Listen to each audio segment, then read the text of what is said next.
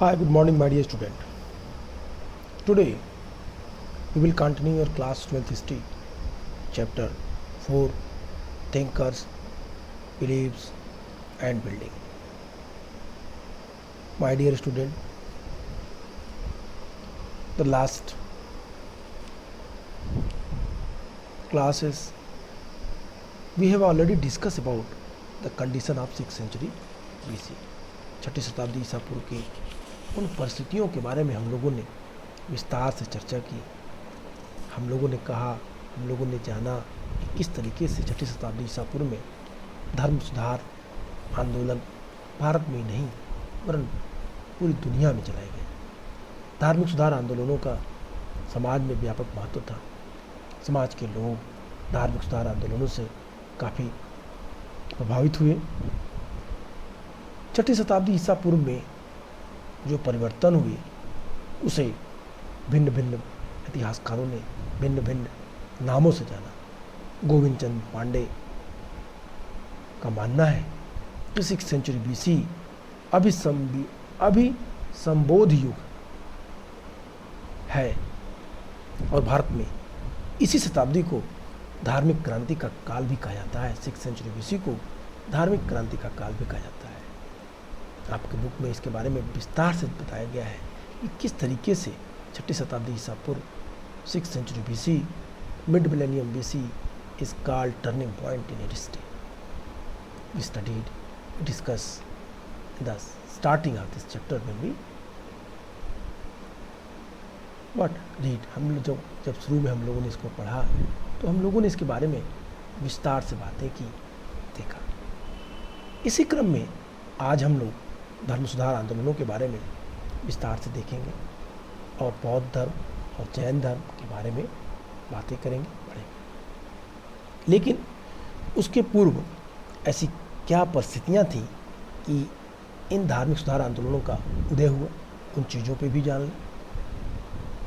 तो 6th century BC में इस प्रकार के धार्मिक संप्रदायों के उद्भव के कारणों पर यदि आप विचार करें तो कुछ महत्वपूर्ण कारण आपको दिखाई देगा। जैसे समाज में ब्राह्मणों का प्रभुत्व, यज्ञ एवं कर्मकांड के विरोध में यह आंदोलन अत्यंत व्यापक स्वरूप धारण किया। यहाँ पे यह ध्यातव्य है कि यज्ञ कर्मकांड आदि को पहली चुनौती उपनिषदों से मिली। कल की वीडियो में मैंने उपनिषदों के बारे में विस्तार से बताया था।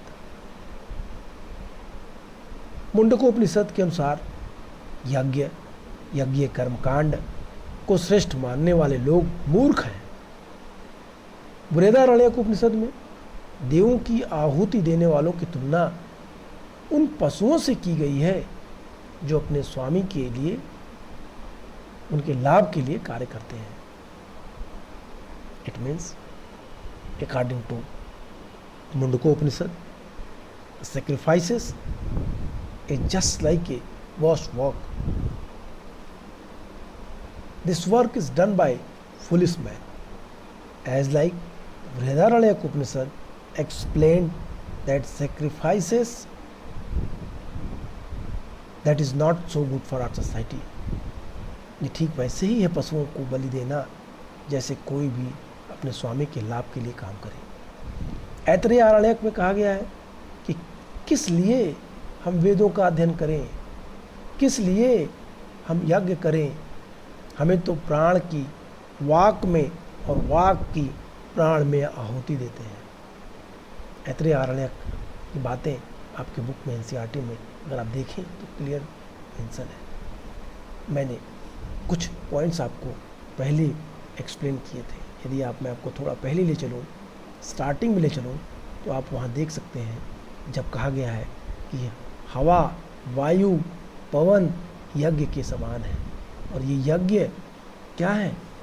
वास्तव में यज्ञ ही असली, ये हवा ही वास्तविक यज्ञ है जिसको सभी को करना चाहिए। लिखा है, this is one of the wind that blows, this is the surely a sacrifice while moving it, the sanctify all this, therefore it is indeed a sacrifice. And other example, the nature of the self. The self mind within the heart is smaller than paddy or barley or mustard or millet or something other seeds. This self of mind within the heart is generate than the earth, greater than the intermediate space, greater than the heaven, greater than the these world. आत्मा और यज्ञ के बारे में उपनिषदों में, छांदोग्य उपनिषद में कुछ बातें कही गई, ऐतरेय आरण्यक में कुछ बातें कही गई, जहाँ पे क्लियरली ब्राह्मणिकल रिचुअल ट्रेडिशंस का विरोध किया गया है।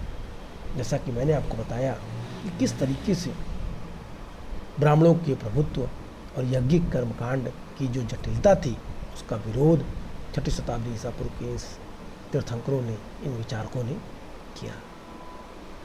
इसीलिए मैंने आपसे कुछ उदाहरण के रूप में आपको समझाया। जिस तरीके से ऐतरेय आरण्यक कहता है कि प्राण की वाक और वाक की प्राण में आहुति देते हैं, मतलब वायु ही महत्वपूर्ण है जो प्राण का महत्वपूर्ण माध्यम है। छांदोग्य उपनिषद में पुरोहित की पंक्ति की कल्पना स्वान के रूप में की गई। छांदोग्य उपनिषद कहता है कि जिस तरीके से पंडित बैठते हैं वो एक कतार में बैठते हैं, वो कुत्तों के समान बैठते हैं। इतनी तीखी आलोचना छांदोग्य उपनिषद में हमें दिखाई देती है।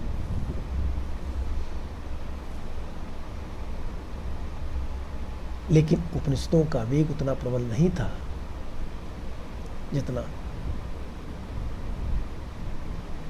होना चाहिए। कर्मकांडों को दूसरी चुनौती, महत्वपूर्ण चुनौती देने का काम भारत में 6ठी शताब्दी ईसा पूर्व में 6th सेंचुरी BC में जैन और बौद्ध धर्म ने दी।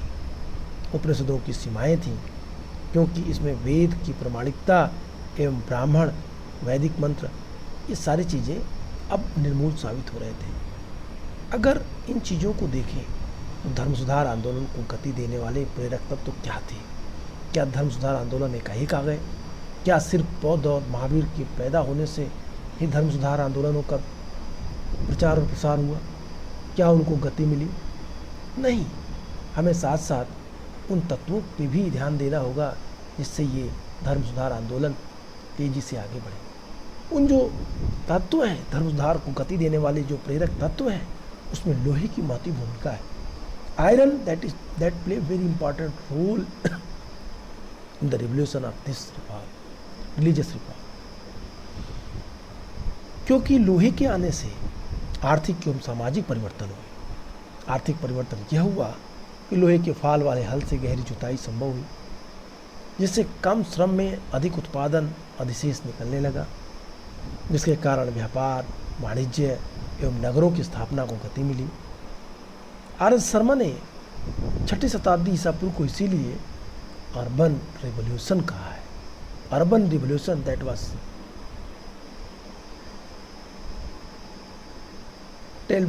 Told by RS Sharma.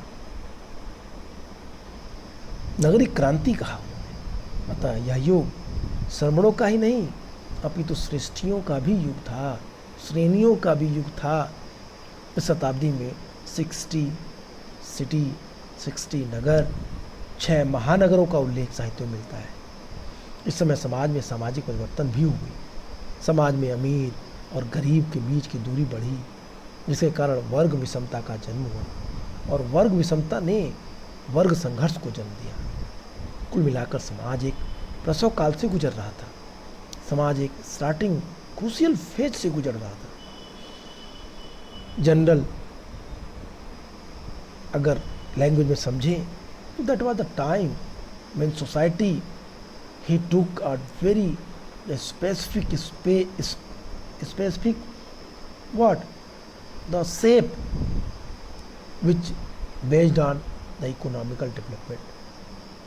आर्थिक आधार पे समाज एक नए स्वरूप को धारण कर रहा था। अब यहाँ पे श्रमणों के साथ साथ श्रेष्ठियों का उद्भव, मतलब धर्म सुधार के साथ साथ आर्थिक व्यवस्था में सुधार भी महत्वपूर्ण रोल निभा रहा था। इसीलिए सोशल डिस्क्रिमिनेशन बढ़े, सोसाइटी में कैटेगराइजेशन बना, और तब वर्ग संघर्ष पैदा हुआ। जन्म के आधार पर लोगों ने अपने को श्रेष्ठ बनाना शुरू किया और यहीं से हमें वर्ग संघर्ष दिखाई देता है।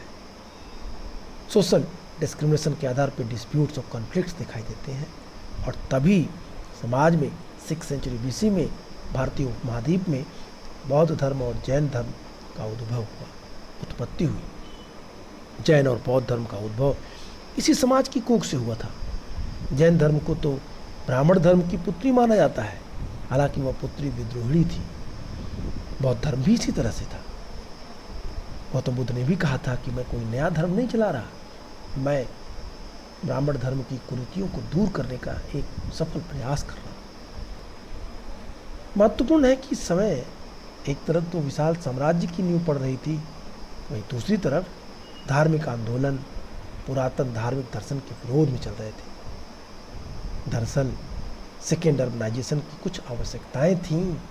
सेकेंड अर्बनाइजेशन कुछ चीज़ों को चाहता था, जबकि पुरातन धर्म उसका विरोध कर रहा था। Second urbanisation new mode of tradition, new mode of trade को अडॉप्ट करना चाहता था, कुछ नए नियम चाहता था। इसका विरोध ब्राह्मण धर्म में किया जा रहा था और इसीलिए सेकेंड अर्बनाइजेशन में हमें बौद्ध धर्म और जैन धर्म के विकास होते हुए दिखाई देता है। जैसे ब्राह्मण धर्म पुरातन धर्म में इसका विरोध कर रहा था, जैसे मान लीजिए सूदखोरी और व्यापार, सूदखोर जो इंटरेस्ट पे पैसे लेते हैं और पैसे देते हैं, इन लोगों का विरोध ब्राह्मण धर्म में किया गया, पुरातन धर्म में किया गया। ना कोई इंटरेस्ट पे पैसा ले सकता था, ना दे सकता था। समुद्र के पार व्यापार करना भी पुरातन धर्म में निषेध किया गया था, लेकिन इन चीज़ों को अब बदला जाना जरूरी था और इसीलिए इस तरह के परिवर्तन हमें इस समय ये आवश्यकताओं में बन गए थे और तब बौद्ध धर्म और जैन धर्म ने इसे अपनी स्वीकृति प्रदान करके समाज को एक नया रूप देने का प्रयास किया। बौद्धायन धर्म सूत्र में स्पष्ट कहा गया है कि नगर में जाना पाप है क्योंकि वहाँ वेदाध्ययन का अभाव रहता है। बौद्धायन ने समुद्र यात्रा तक को पाप कहते हुए उसके लिए प्रायश्चित का विधान किया था। वहीं बुद्ध का कहना था, वहीं गौतम बुद्ध ये बात मानते थे कि धन अर्जन न करने से निर्धनता का जन्म होता है।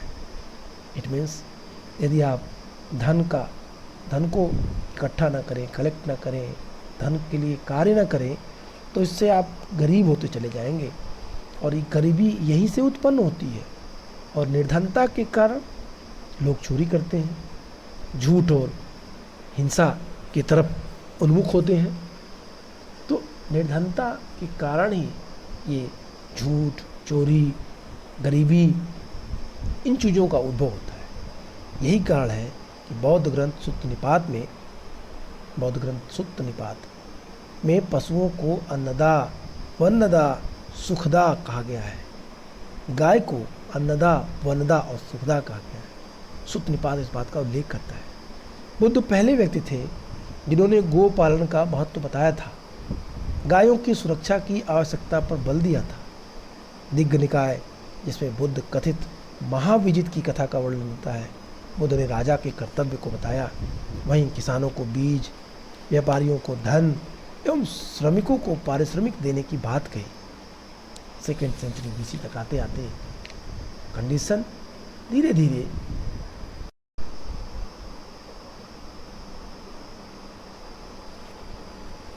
सेकेंड सेंचुरी BC तक आते आते प्रतिमा में बुद्ध को बैल के साथ हल चलाते हुए, खेत जोतते हुए बोध गया की मूर्तिकला में प्रदर्शित किया गया। सबसे महत्वपूर्ण बात थी ये। 6th सेंचुरी BC में सेक्रीफाइसेस का विरोध बौद्ध धर्म में किया गया। गौतम बुद्ध ने गायों की महत्ता पर विशेष बल देते हुए उसे अन्नदा, सुखदा, वन्नदा जैसे शब्दों से विभूषित किया।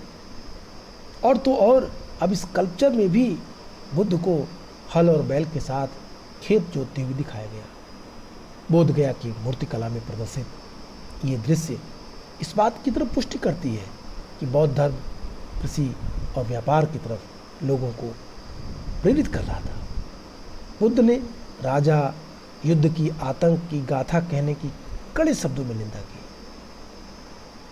इसी समय वैदिक संस्कृति मूल्यों का मगध में प्रसार हुआ। जाति व्यवस्था, यज्ञवाद, वेदवाद और पुरोहित की महत्ता संबंधी अवधारणाएं मगध में पहुंच चुकी, जिनका जैन और बौद्ध जैसे नास्तिक पंथों ने जोरदार विरोध किया। यज्ञवाद का विरोध करते हुए बुद्ध ने आनंद से कहा, सेक्रीफाइसेस का विरोध करते हुए बुद्ध ने आनंद से कहा, आनंद उनके शिष्य थे, प्रमुख शिष्य थे, उनसे वो क्या कहते हैं? बुद्ध कहते हैं कि सभी संस्कार व्यय धर्मा है, अप्रमाद के साथ अपने मोक्ष का संपादन स्वयं करे। वेदवाद को अस्वीकार कर बुद्ध ने कहा, वैदिक धर्म हीन विद्या है, वैदिक मंत्र केवल जल विहीन मरुस्थल तथा पंथ विहीन जंगल है। सुत्त निपात में बुद्ध ने यज्ञ करते ब्राह्मण को देखकर कहा कि मैं तो अपने अंदर ही अग्नि जलाता हूँ। सुधारकों द्वारा पुरोहितों की महत्ता को चुनौती दी गई। महावीर के अनुसार महावीर स्वामी भी इसी तरीके की बात करते हैं। महावीर स्वामी कहते हैं कि जो अग्नि में तपाकर शुद्ध किए गए सोने की भांति पाप मल से रहित और राग द्वेष एवं भय से मुक्त है, उसे हम ब्राह्मण कहते हैं। ब्राह्मण की परिभाषा महावीर ने दिया। महावीर स्वामी कहते हैं कि जो अपने को खुद तपाकर सोने की भांति शुद्ध हो जाता है और दूसरों से राग और द्वेष और भय से मुक्त होता है, हम उसे ही ब्राह्मण मानेंगे। उत्तराध्ययन सूत्र में जयघोष नामक ब्राह्मण की एक कथा मिलती है। जयघोष नामक ब्राह्मण जिसने जैन व्रतों को धारण किया था, इसने जयघोष कहता है कि सच्चा ब्राह्मण तो वही है जो ज्ञानी पुरुषों द्वारा ब्राह्मण कहलाते हैं। उत्तराध्ययन सूत्र की एक कथा आपके बुक में भी दी है, जहाँ पे कमलावती नामक एक स्त्री का वर्णन है। कमलावती कहती है कि मैं अपने पति को समझाते हुए कहती है कि संसार में आप जितना भी यश, धन, वैभव कमा ले, ये एक दिन नष्ट हो जाएगा और आपके अंदर इन वस्तुओं को पाने की लालसा कभी समाप्त नहीं होगी। तो इसलिए मैं चाहती हूँ मैं अन्य महिलाओं की तरह बच्चों की संतति ना करूं और मैं जैन मॉन्क बन जाऊं और अपने स्व के विकास के लिए कार्य करूं। तो ये बातें आप उत्तराध्ययन सूत्र में अपने बुक में भी पढ़ सकते हैं। अब यहाँ पे ये ज्ञात है कि बुद्ध ने न केवल उन ब्राह्मणों का विरोध किया जो यज्ञ कराने एवं पशुवध हेतु उत्तरदायी थे। जो ब्राह्मण अच्छा आदर्शमय जीवन व्यतीत करते थे, उनकी बुद्ध मुक्त कंठ से प्रशंसा करते हैं। बुद्ध का मानना था शील एवं प्रज्ञा युक्त मनुष्य ही ब्राह्मण है। इसी आधार पर वह स्वयं को ब्राह्मण भी कहते थे। सोन दंड सूत्र में स्पष्ट किया गया है कि ब्राह्मणत्व का आधार जन्म नहीं होता। एक सच्चा ब्राह्मण वही है जो ज्ञान को धारण करता है। एक सच्चा ब्राह्मण वो नहीं जो वेदों को धारण करता है। संयुक्त निकाय में सुंदरीक नामक ब्राह्मण द्वारा बुद्ध के कुल के विषय में पूछा गया प्रश्न विचारणीय है। जब संयुक्त निकाय में सुंदरीक नामक ब्राह्मण इस बात का प्रश्न करता है बुद्ध से कि आप किस कुल के हैं, तो इस पर बुद्ध कहते हैं जाति के विषय में प्रश्न करने के स्थान पर व्यवहार या चरित्र के विषय में प्रश्न करना चाहिए। जिस प्रकार किसी भी लकड़ी से अग्नि उत्पन्न की जा सकती है, ठीक उसी प्रकार एक संत का जन्म निम्न कुल में भी हो सकता है। अर्थात एक व्यक्ति अपने जन्म से नहीं बल्कि अपने कर्म से ब्राह्मण बनता है। बुद्ध की आलोचना भी हुई, महावीर स्वामी की खूब आलोचना हुई, वैदिक ग्रंथों में इनकी खूब आलोचना की गई, परंतु इस धार्मिक क्रांति ने भारतीय समाज में एक बड़ा बदलाव लाया।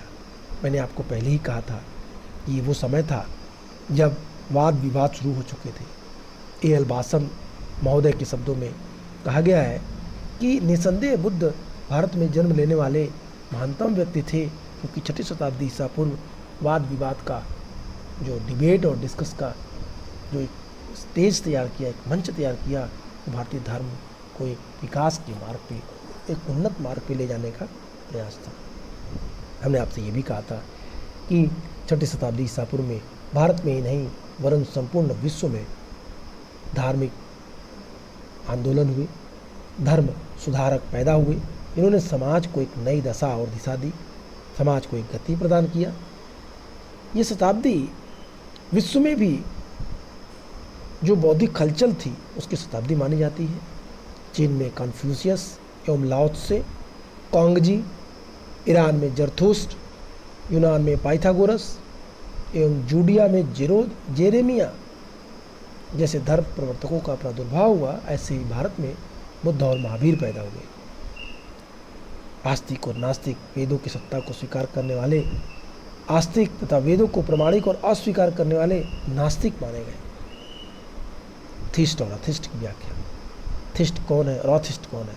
जो वेदों को माने वो थीस्ट, जो वेदों को न माने वो अथिस्ट। सांख्य दर्शन में प्रमाणिकता के अभाव में ईश्वर असिद्ध है। सांख्य दर्शन भी कहता है कि ईश्वर नहीं है। सेम यही बात बौद्ध धर्म और जैन धर्म के संस्थापकों के द्वारा भी स्वीकार किया गया कि ईश्वर नहीं है। सांख्य दर्शन भी इस बात को सबसे पहले कहता है कि कोई प्रमाणिकता नहीं है, इसलिए हम ईश्वर को सिद्ध नहीं कर सकते। सांख्य मतावलंबी अनिश्वरवादी तो है ही, लेकिन वे नास्तिक नहीं, क्योंकि वो वेदों की प्रमाणिकता को स्वीकार करते थे। याद रखिएगा, यहाँ पे सांख्य दर्शन में वेदों की प्रमाणिकता स्वीकार की जाती है, लेकिन वो ईश्वर को नहीं मानते प्रमाणिकता के आधार पे। बौद्ध दर्शन में या जैन दर्शन में वेदों को नहीं माना गया है, साथ ही साथ वो ईश्वर को भी नहीं मानते। बौद्ध, जैन, चारवाक, लोकायत नास्तिक कह जाते हैं, क्योंकि उन्होंने वेदवाद का भी खंडन किया, वेदों का भी खंडन उन्होंने किया। बौद्ध ग्रंथ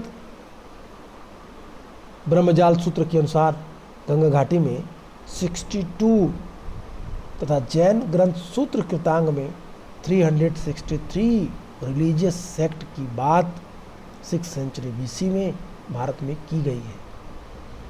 आपका बुक लिखता है 64 other sects that was emerged in India during 6th century BC।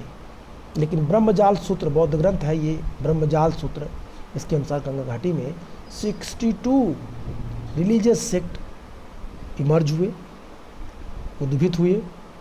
और जैन ग्रंथ सूत्र कृतांग तो उनकी संख्या 3 डिजिट में बताता है, कहता है 363 संप्रदायों का उल्लेख किया हुआ।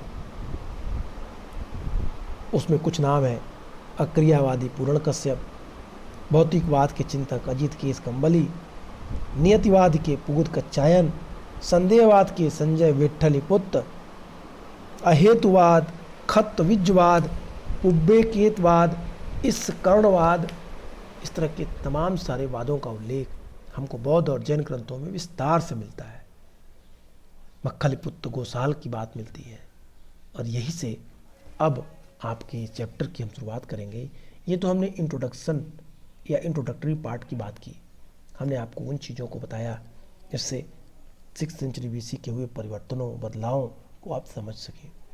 हमने आपको ये चीज़ें बताने का प्रयास किया कि किस तरीके से बौद्ध धर्म और जैन धर्म में इनका विकास हुआ, बौद्ध धर्म और जैन धर्म किस तरीके से विकसित रूप में सामने आए, उनके पीछे क्या कारण थे, और क्या सिर्फ बौद्ध धर्म और जैन धर्म ने ही जो पुरातन धर्म था उनका विरोध किया, पुरातन धर्म की परंपराओं का विरोध किया, या उसके अतिरिक्त और लोगों ने भी किया। और हमने ये जाना कि उपनिषदों में इनकी तीखी आलोचना की गई है, पुरातन पंथियों की, पुरातन मान्यताओं की, जो भारतीय समाज के विकास में बाधक थे। मैंने आपसे ये भी कहा कि 6th century BC it was not only the period of the Shramana, it was also the period of the Shreni. I mean to say that it is not only the period of the religious revolution, but also it was time period for the economical revolution also. You should never forget that on that time the महाजनपद that was emerged, महाजनपदों का भी विकास हो चुका था। 63 शहर और 6 महाजनपद की स्पष्ट उल्लेख वैदिक हमें ब्राह्मण साहित्य और जैन साहित्यों में प्राप्त होती है। इस प्रकार ये आर्थिक क्रांति का भी युग था, धार्मिक क्रांति का भी युग था, राजनीतिक क्रांति का भी युग था, सामाजिक क्रांति का भी युग था। कंप्लीटली इसीलिए इसे मिड मिलेनियम BC का टर्निंग पॉइंट कहा गया है। मिड मिलेनियम बीसी को भारतीय इतिहास का टर्निंग पॉइंट माना गया है।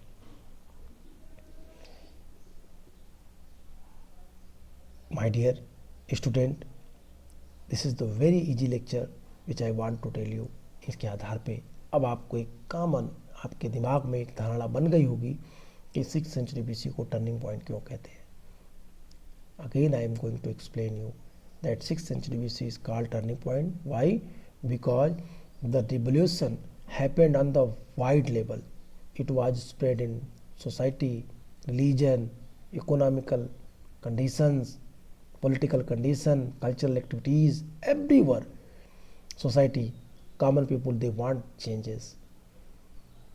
They want that कि वो चीज़ें समाज से निकाल दी जाए, that was kicked out, which is totally against the development of society. The old tradition that is not in favor of the humanity, that is not in favor of the development of society. So that's why the common people against that type of traditions. हम ये भी कह सकते हैं कि उन मान्यताओं या समाज के उन विरोधों का फ़ायदा उठाते हुए या उन विरोधों को शांत करते हुए या उन विरोधों के आधार पे ही 6ठी शताब्दी ईसा पूर्व में विभिन्न धर्म संप्रदायों का उद्भव हमें दिखाई देता है। अब कहता है, अब आप अगर अपने बुक में आए तो बुक में जैन धर्म की बात करता है, beyond worldly pleasure the message of Mahavir. तो मैसेज ऑफ महावीर के पहले आपको महावीर स्वामी के बारे में थोड़ी सी बात जाननी पड़ेगी। जैन धर्म के बारे में थोड़ी सी चीज़ों पे हम चर्चा करना यहाँ पे आवश्यक समझते हैं। I mean to say that before explanation of this paragraph, I would like to tell you about the little bit information about the Jain religion, Jain धर्म का उद्भव। जैन धर्म के लोगों को, टीचर्स को एक वर्ड निगंठ नाथ पुत्र, निगंठ नाथ बोलते थे, निगंठ कहते थे। निगंठ मतलब, निगंठ को मागधी शब्द है, निगंठ निग्रंथ हिंदी का शब्द है। बिना बंधनों के, इसका हिंदी में इसकी व्याख्या कर सकते हैं। निगंठ जैनियों का संप्रदाय श्रमणों में प्राचीनतम संप्रदाय माना जाता है, अर्थात जैन संप्रदाय श्रमण परंपरा का सबसे प्राचीन धार्मिक संप्रदाय है। जैन शब्द जिन से निकला है, जिसका अर्थ होता है विजय। जिन का अर्थ विजय होता है। जो अपने राग, द्वेष, मनोविकारों पर विजय प्राप्त कर ले, वही जिन होता है। जिनकी उपाधि अंतिम तीर्थंकर की थी। महावीर के पहले जैन धर्म निग्रंथ मत कहलाता था, वो जैन धर्म नहीं कहलाता था, उसे निग्रंथ मत कहते थे। अशोक के अभिलेखों में जैन धर्म हेतु निग्रंथ शब्द ही मिलता है। महत्वपूर्ण है कि महात्मा बुद्ध ने भी स्वयं को जिन कहा था। जैन साधुओं को यति कहते थे। जैन धर्म के संस्थापक ऋषभदेव थे। वहीं महावीर स्वामी जैन आंदोलन के प्रवर्तक माने जाते हैं। फाउंडर ऑफ जैन धर्म इट वाज ऋषभदेव, एंड जो प्रवर्तक है, जो आंदोलन को आगे बढ़ा रहे हैं, महावीर स्वामी उनमें सर्वोपरि थे। जैन धर्म में कुल 24 तीर्थंकर हुए। तीर्थंकर या वीतराग हुए। तीर्थंकर का अर्थ क्या है, आपके बुक में लिखा हुआ है, आप देखेंगे तो तीर्थंकर के अर्थ को बताते हुए कहता है, what is the meaning of तीर्थंकर। तो तीर्थंकर की साफ व्याख्या की गई है कि तीर्थंकर कौन है। तीर्थंकर literally those who guide man and women across the river of existence. तीर्थंकर वो है जो क्या करे, तीर्थंकर जो समाज के लोगों को, जो समाज को, प्रत्येक व्यक्ति को क्या करे, इस भवसागर से पार उतारे। अर्थात तीर्थंकर का अर्थ उस निमित्त से जो मानव को संसार रूपी सागर से पार उतारे। संसार रूपी सागर से पार उतारने वाला व्यक्ति, मानव, ये तीर्थंकर कहलाता था।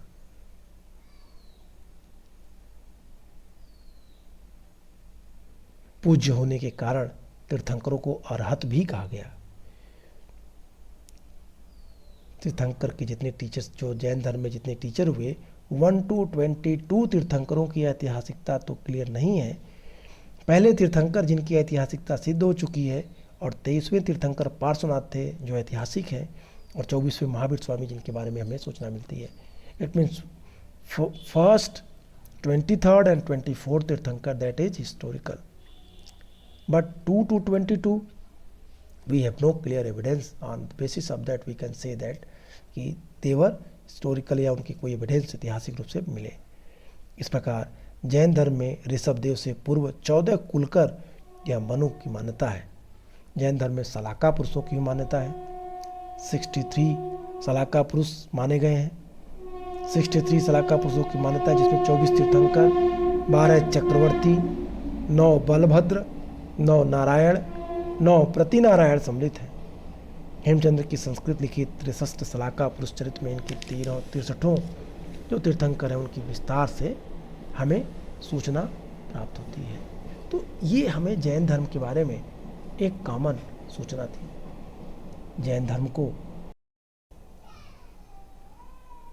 जैन धर्म की हिस्ट्री को समझने के लिए हमें इन पॉइंट्स को याद करना पड़ेगा, इन चीज़ों को देखना पड़ेगा।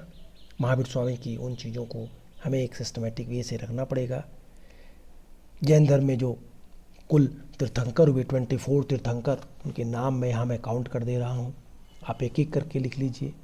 तीर्थंकरों के नाम, उनके प्रतीक, और उनको किस वृक्ष से संबंधित किया गया, किस पशु से संबंधित किया गया। जो पशु है वो प्रतीक है, सिंबल है, और जो ट्री है उसको उनके साथ दिखाया जाता है स्कल्पचर में।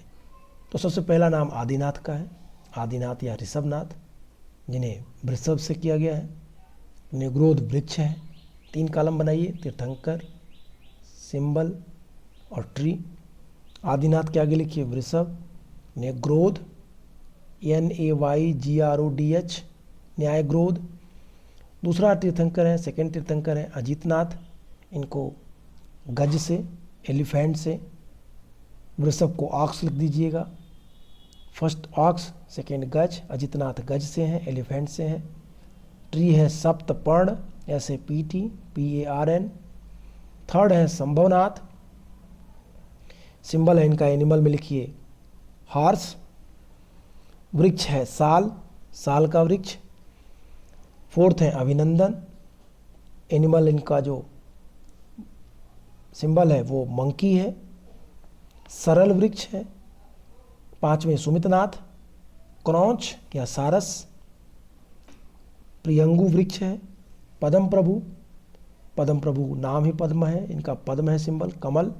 प्रियंगु। सुपार्श्वनाथ 7वें हैं, स्वास्तिक निशान है। शिरीष इनका वृक्ष है। चंद्र प्रभु, अर्ध चंद्रमा, चंद्र प्रभु का सिंबल है अर्ध चंद्रमा। नाग वृक्ष, इनका ट्री है नाग वृक्ष। पुष्यदंत जो 9वें तीर्थंकर हैं, इनको क्रोकोडाइल से दिखाया गया है, मकर से दिखाया गया है। बहेड़ा इनका वृक्ष है। 10वां शीतलनाथ। श्रीवत्स माली वृक्ष से दिखाया गया है। श्रेयांसनाथ, इनको खड़ग से, खंग से दिखाया गया है। पलाश इनका वृक्ष है। वासुपूज्य भैंसा से दिखाया गया है। तेंदु इनका वृक्ष है। विमलनाथ वाराह से, पाटल वृक्ष है। अनंतनाथ से ही पीपल वृक्ष है। 15 है धर्मनाथ, वज्र दधिपर्ण है। 16 शांतिनाथ, हिरण से इनका संबंध है। नंदी बैल इनका है। 17 कंथुनाथ, छाग एनिमल है, प्रतीक है इनका। और तिलक, इनका तिलक वृक्ष है। अरहनाथ, मत्स्य आम्र। मल्लीनाथ, कलश अशोक। मुनि सुव्रत, कूर्म चंपक। नेमिनाथ, नीलोत्पल बकुल। अरिष्टनेमी, शंख, मेघश्रृंग। पार्श्वनाथ, सर्प, धव। और महावीर स्वामी को सिंह से दिखाया जाता है। और साल वृक्ष इनका महत्वपूर्ण वृक्ष है। और इस प्रकार ये 24 तीर्थंकर, 24 टीचर जैन धर्म के प्रमुख टीचरों में इनको काउंट किए जाते हैं। इसके अलावा मैंने आपको कहा 63 सलाका पुरुष की बात की, और 63 सलाका पुरुषों की बात करते हुए मैंने कहा कि इस 24 तीर्थंकरों के साथ साथ अगर आप काउंट कर लेंगे कुछ और लोगों को, जैसे 12 चक्रवर्ती, 9 बलभद्र, 9 नारायण, 9 प्रतिनारायण, तो उनकी संख्या 63 हो जाएगी। और ये 63 सलाहकार उसमें काउंट किए जाएंगे। तो माय डियर, आज के लिए इतना ही। नेक्स्ट क्लास में हम फिर मिलेंगे और महावीर स्वामी के जीवन चरित्र के बारे में पढ़ेंगे। Goodbye and take care.